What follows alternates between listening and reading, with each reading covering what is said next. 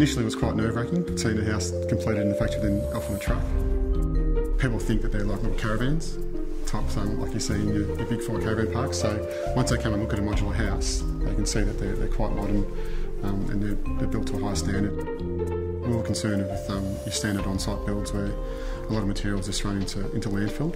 So with modular, there's restrictions with your transport widths and heights and lengths. So that enables us to use standard building material increments. So we work in 900mm increments and the same across the building as well. So then we minimise the waste dramatically with every home. So that was one focus we wanted to push with the modular form of construction. Also being built in a factory, there's a controlled element to it. All your trades are coming to one place, all your deliveries are coming to one place instead of sort of scattering off all around different job sites, so it reduces all your fuel bills and all that sort of things as well.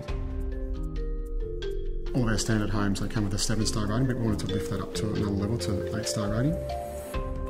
So this design here, we wanted to provide people with a little 1-bedroom weekend at home and really push the boundaries of sustainability. So in terms of designing this house, we maximised the orientation to north. We went through a lot of discussions and what sort of products we're going to use to get to that 8-star as well. So the main thing we wanted to try and do was keep the embodied energy out of the house in terms of thermal mass and concrete slab and not rely on the concrete slab to get a star rating. With this house, we've got perfect orientation to the north, we've got sheltered areas to the west and to the east.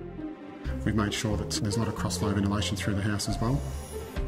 We've gone with the AWS, the argon gas-filled double glazing as well. It's a really great product. We've used that through this house and all of our houses as well. That enabled us to get to that 8-star rating. That was sort of like a minimum sort of benchmark for us. Then we've gone one step further with all the products in the house as well. So we've got no MDF in the house with our joinery. We've used low chemical paints and floor treatments. All of our plumbing fixtures are high wells rated products as well, so there's less water usage. We've got water tanks connected to the house and grey water systems that feed into our gardens. So we have solar hot water systems and solar power units, so pretty much everything green we've managed to cram into a little product like this, so we're quite proud of it. With our modular homes, we make sure we design to suit the site.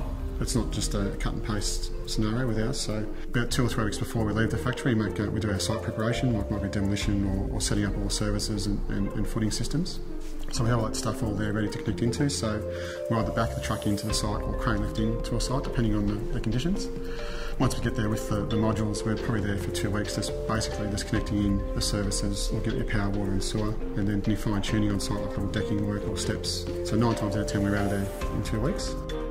The beauty of this product is it's not just restricted to where we are here, we can send it anywhere in Australia.